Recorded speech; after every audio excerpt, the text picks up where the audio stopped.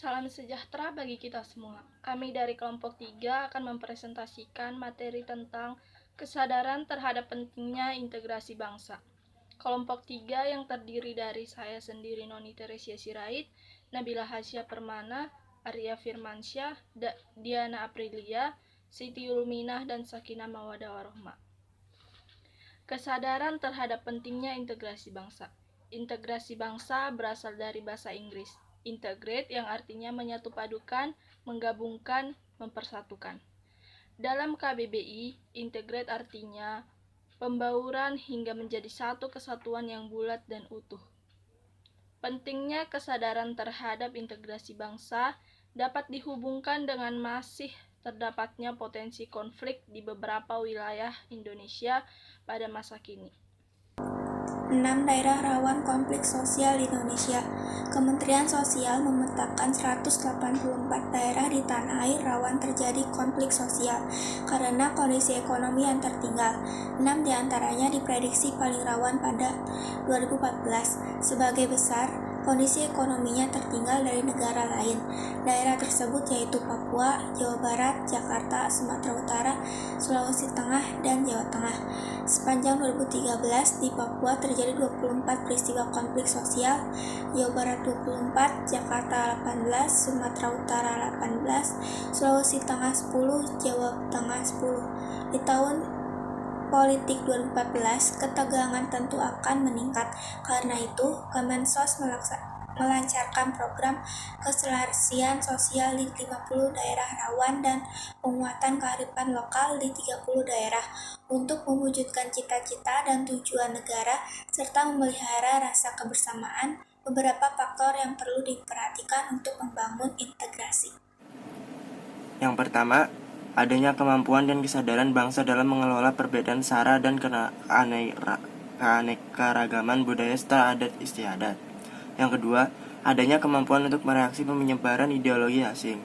Yang ketiga, adanya kemampuan untuk mereaksi dan mencegah dominasi ekonomi asing. Yang keempat, mampu berperan aktif dalam peraturan dunia di era globalisasi dalam berbagai aspeknya.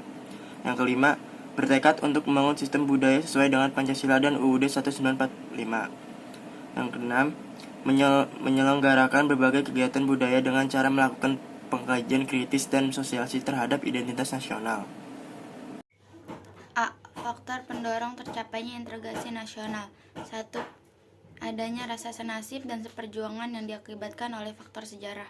2. Adanya ideologi nasional yang tercermin dalam simbol negara yaitu Garuda Pancasila dan semboyan Bhinneka Tunggal Ika. 3. Adanya tekad serta keinginan bersatu kalangan bangsa Indonesia seperti yang dinyatakan dalam Sumpah Pemuda.